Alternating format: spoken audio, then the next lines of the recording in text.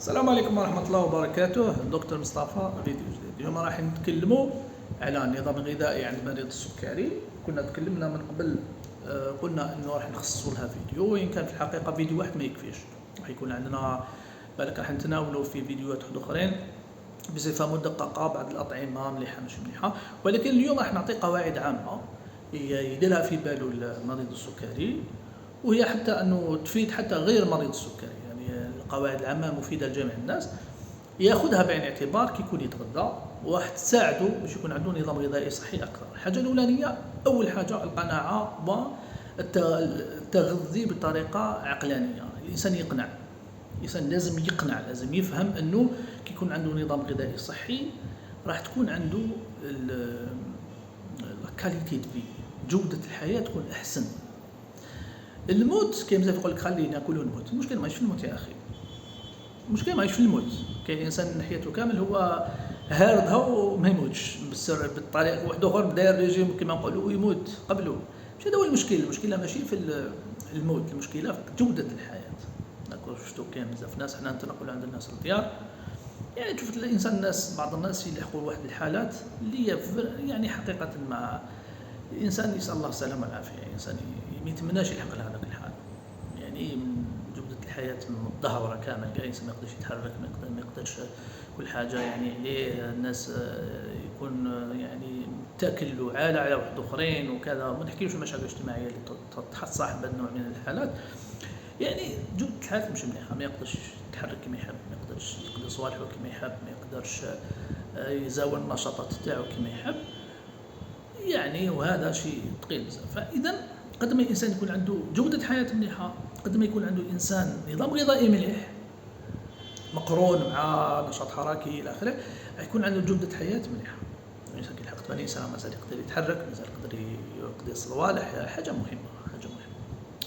اذا الانسان لازم يقنع، هذه قاعده اولانيه. حاجه ثانيه، الانسان لازم ياكل بعقلانيه، وياكل كي نقول عقلانيه يعني يخمم في واش راه ياكل. كي تحط الطابله قدامه لازم يلحق واحد المرحله من الوعي انه يعرف واش ياكل واش ما ياكلش، يخير واش يدخل البطن تاعو. ما ملأ ابن ادم وعاء شرا من بطنه، يعني يعس واش راح يدخل في كرشه، ولازم يعرف ويفهم شنو هما الامور اللي لازم ياكلهم، الامور اللي ما لازمش ياكلهم. القاعده دوك الان ننتقلوا لمساله الاغذيه، واش ناكل واش ما ناكلش، واش مليح واش مش مليح. اولا نتكلموا على الكربوهيدرات ولا السكريات. السكريات بانواعها. السكريات كاين زوج انواع، كاين السكريات اللي تطلع نسبه السكر في الدم بطريقه سريعه جدا، الجازوز، الحلوى، السكريات عموما، البيضاء، هادو نحوهم. انا مباشر المرضى تاعي نقول له هذا خلاص ما كليتش الحلوى، ما تعرفش الجازوز، ما شربتش شربت كليت حتى ما لحقت واحد المرحله من العمر من هادو الامور كاع جازوا عليك، فخلاص هاد الامور نحيوهم خلاص. الزنا نحبسوهم، لازم نبطلوها. كاين سكريات اخرى اللي تنتكل ولكن بقانون، تقعد سكريات وتطلع السكر في الدم، ولكن نحتاجها لانه نحتاج مصدر تاع الطاقه في الجسم تاعنا، مصدر تاع الطاقه في الجسم تاعنا. مثلا البطاطا، الرز، الخبز، النشويات عموما. هادو اولا يكون فيها قانون، يكون فيها مزور تاع واش رانا رايحين ناكلو، ما ناكلوش بدون حدود، خاصة الخبز والبطاطا.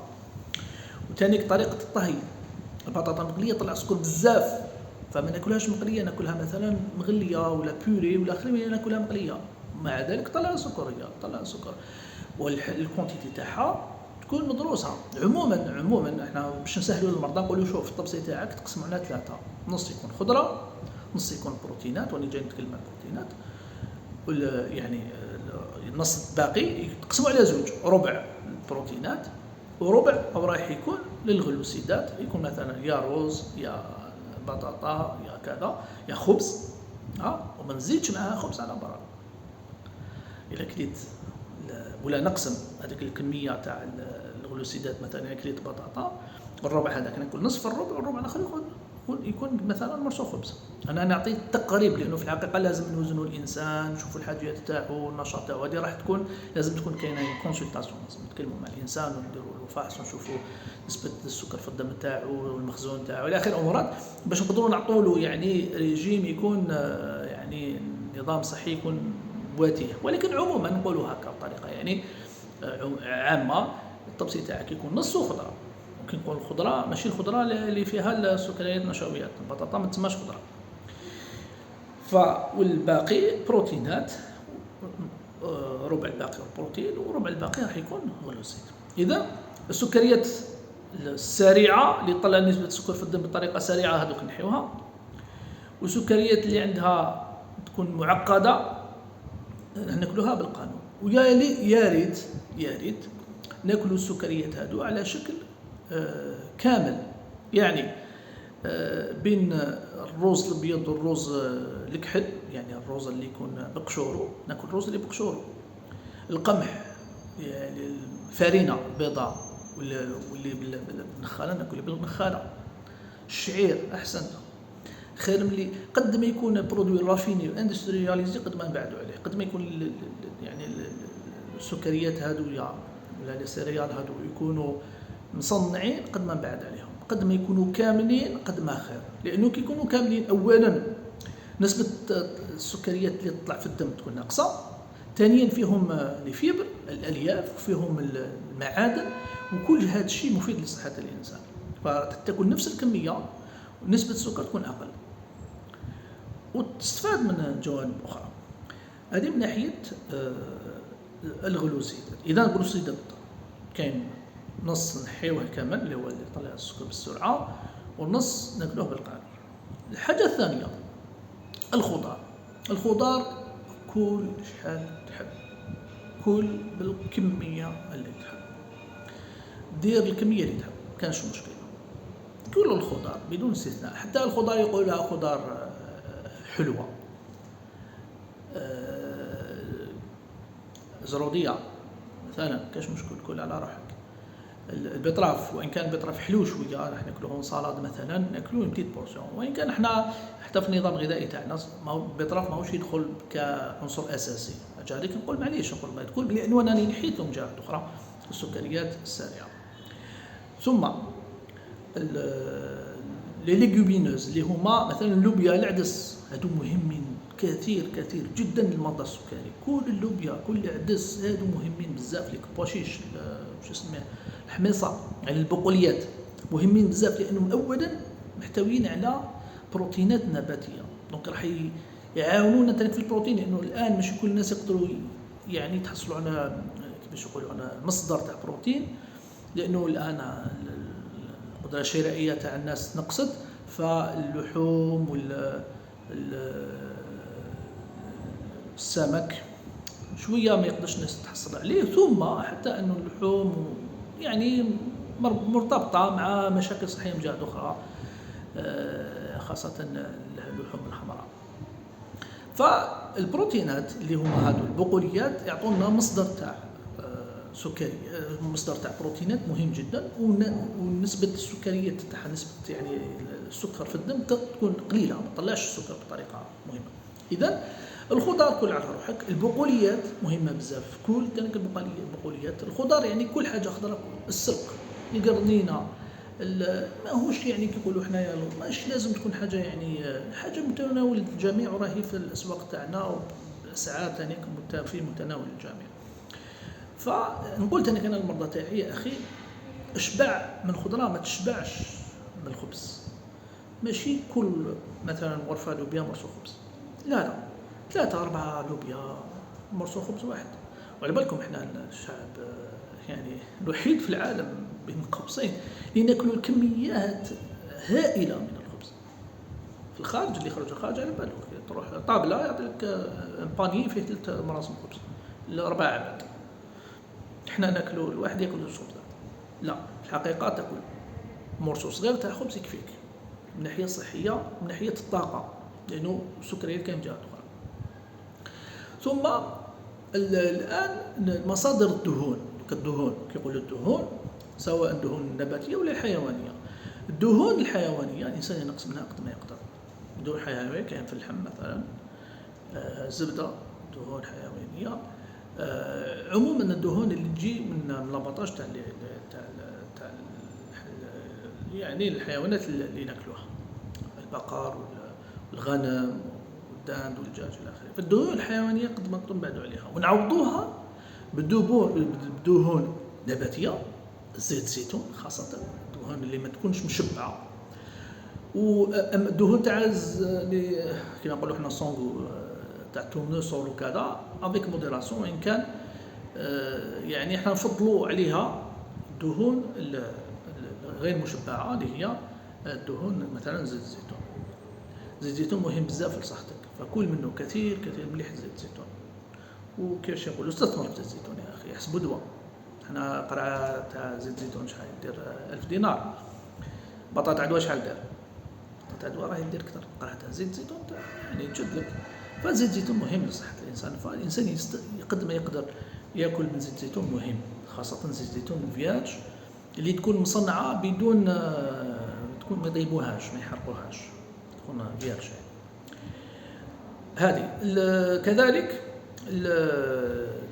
الاسماك. يقول الاسماك هو عموما الاسماك الدهنيه، اكثر الاسماك الدهنيه خير من اقل اللحوم الحيوانيه. يعني الاسماك اللي تكون دهنيه، الباسون بلو مثلا، الاسماك الزرقاء فيها دهون، ولكن نسبه الدهون اولا دهون تاعها دهون مليحه، ثم الدهون هذه راهي هذه الاسماك تكون اقل نسبه في الدهون من الحيوانيه. فالاسماك الانسان يقدر عليها مليح، مثلا السردين مهم بزاف، مليح لصحه الانسان. السردين مهم، يقدر الانسان يستهلك ما وش يحب من الاسماك اللي يقدر عليها. وهي ماهيش مساله كميات قد ما هي مساله تنويع، كل خطره واش، وهذا راح يعاون الانسان باش يكون عنده نظام غذائي متنوع ومفيد لصحته. فالاسماك قد ما تقدر مليح، خاصه مثلا بلوز اكسيسيبل فيهم السردين. وكاين الان الحمد لله كاين يعني اصناف من الاسماك اللي ولات اكسيسيبل ثاني يقدر الانسان يتناولها. او كاين نشوفوا في الاسواق البونيط، نشوفوا لادوراد، نشوفوا اسمه الحبار بالانواع تاعو الى اخره. فالانسان يعني هذا الجانب مليح يقدر عليه. الان السؤال دائما يجي البيض مليح، لانه اولا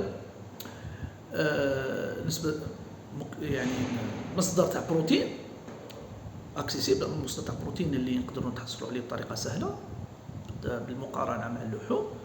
وفيه كوليسترول حقيقه، ولكن الكوليسترول تاعو اثبت الدراسات انه الكوليسترول تاعو هو الكوليسترول المليح، يعني يحفز انه يكون عندنا كوليسترول مليح في الجسم.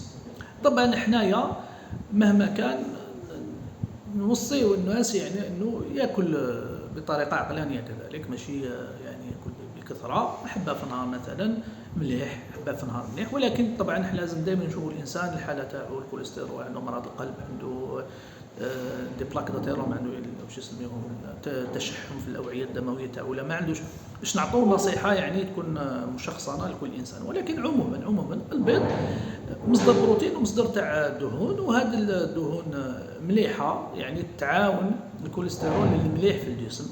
والكوليسترول المليح راهو كيفاش يقولوا بروتيكتور، يحمي الجهاز القلب والاوعيه الدمويه. الان الماء، وجعلنا من الماء كل شيء حي. الماء الماء الماء الماء الماء ما يكفيش واش نقولوا، واش نوصيو على الماء لازم نشربوا بزاف الماء. لانه الان رانا نشوفوا الناس ما يشربوا الماء، يقول لك عندي عام ما شربتش، ما نشرب غير الغازوز، مشكل. واللي يشرب بطريقه قليله جدا. الماء لازم يكون عندك روتين يومي، ما اصبحت تشري قرعه تاع الماء تاعك الا تخدم برا، والسيدات في البيوت كذلك يكون عندها قرعه تاع الماء تاعها محطوطه، وكل دقيقه ترتشف تجغم كما يقولوا جغمه تاع الماء، ما تحسش خلاص نص نهار تكون شربت القرعه تاعك، تزيد قرعه اخرى العشيه، ويكون عندك نسبة تميه إدراتاسيون تاع الجسم مهمة بزاف. نسبة التميه هذه تعاون انه الانسان يستحفظ على وظائف الجسم تاعو مليحه، ويتخلص من السموم اللي ياكلها يوميا. الماء ما نوصيوش عليه. الان الفاكهه ناكلو ولا ما ناكلوش؟ نعم ناكلو الفاكهه، ولكن بالقانون. ناكلو الفاكهه بالقانون، يعني مثلا طبعا ماشي ندير حبه دلاع وناكل حبه دلاع اولا، يعني ما ناكلش الكميه اكسيسيف، ناكل كميه معقوله، وحده زوج حبات، حبه صباح حبه عشيه مع الفطور، جامي وحدها. ما ناكلش الفاكهه وحدها، ناكل الفاكهه دائما مع الماكله خلف بعد ما تتغدى. وماذا بينا تكون الفاكهه تكون نسبه السكريات فيها قليله، مثلا التفاح، الانجاز، ولا الفاكهه تكون مازال ما طابتش مليح، لانه الفاكهه قبل ما طيب تكون نسبه السكر فيها قليله. البنان كي ما يكونش طايب مليح. ونفضل دائما الفاكهه تكون تاع وقتها، وتكون ما تكونش ما فيهاش لي برودوي الى اخره. هذه اذا الفاكهه اولا خير واش ناكل، والكميه اللي ناكل منها.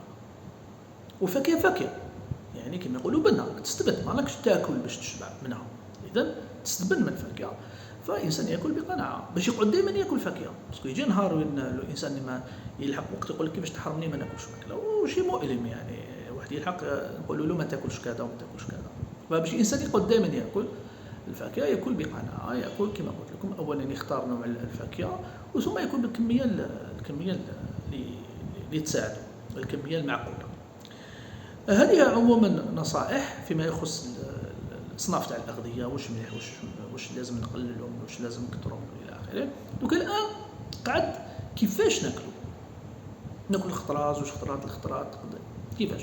حنا النصائح هذه نفضلوا انه تكون عندنا لقاء مع المريض باش نعرفوا الطبائع تاعو، لانه ما تقدرش تسيف على واحد نظام غذائي هو مش موالف عليه، ما ينجحش. كاين ناس ينوض صباح ما يقدرش ياكل، ما يصلحش، ماهوش واقعي انك تسيف عليه ياكل وقت ما ياكلش فيه، هو اصلا ما يحبش ياكل. فيعني حنايا نعطيو يعني انظمه التغذيه تكون عقلانيه، ولكن القواعد العامه انه مثلا يقسم الغذاء تاعو في النهار، ما ياكلش خاصه مثلا غير في الليل، ياكل خاصه قد ما يقدر يجيب ماكلته للصباح، لانه اولا سلوجيك منطقيا انت تنوض الصباح باش تقضي شغلاتك، صباح لي تحتاج طاقه، فاذا صباح لي تاكل. في الليل راك ترقد، فالاكل تاعك راح يتخزن، فقد ما تقدر نقص من الغذاء في الليل. ثم يكونوا عندك عده يعني تقسمها قد ما تقدر، 3 أغذية الا قدرت كي تنوض الصباح، في الفطور وفي العشاء، وقد ما تكون العشاء تاعك متقرب يعني قريب. اذا قدرت تنوض الصباح بكري تتغدى ولا تفطر كما يقولوا في المناطق، مع الصباح تفطر ثم تتغدى بكري ثم تتعشى بكري، احسن واحسن. ولكن كما قلت لكم تعتمد على كل انسان، الانسان اللي خدام ولا مش خدام ماشي كيف الانسان اللي عنده عمل تاعو متعب وماشي كيف يعني كل واحد كيفاش نعطوا له نظام غذائي تاعو. ولكن عموما هذو هما القواعد العامه فيما يخص اوقات الاكل. الطياب دوكا كيفاش نطيبوا عندها تاثير. مثلا لي سيريال واش يسميوهم المعجنات تاكلهم نص طياب الدنتي كما يقولوا، تاكلهم نص طياب خير من كي تكون طايبين بزاف، لانه كي يكونوا نص طياب نسبه السكر تكون ناقصه، كي طيبهم مليح يولوا حلوين اكثر. مثلا الفاكهه ما تعصرهاش، الفاكهه كلها كيما هكاك بالحب تاعها بالقشور يعني الا كان عندها قشور كلها بالقشور تاعها، لانه علاش كي تعصرها تفكك الالياف هذوك وراك تليبيري تتحرر سكريات اكثر، وخاصه انه احنا عندنا طبيعه انه كي نعصروا حاجه نزيدوا لها السكر، فكلها هكذاك ما ترحيهاش. هذه ثاني قاعده من القواعد فيما يخص الطبخ. وثم الطبسي تاعك ولا الغذاء تاعك يكون ملون، يعني شويه من كل حاجه احسن.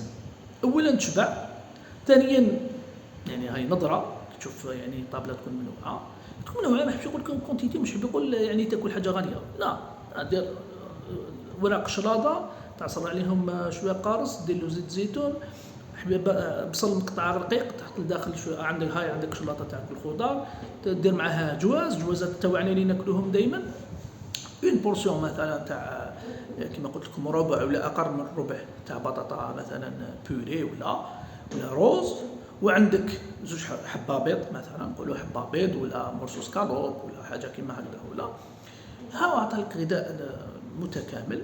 حبيت تشرب مر الاخر تاع كاستين ماشي ممنوع، القهوه كذلك ماشي ممنوع، يعني العكس الانسان اللي يشرب قهوه مليح للصحه، ولكن دائما مساله شحال الكونتيتي اللي تاكل، دونك التوازن مهم بزاف. اذا هاوليك فيديو ذكرت فيه بعض القواعد العامه فيما يخص التغذيه.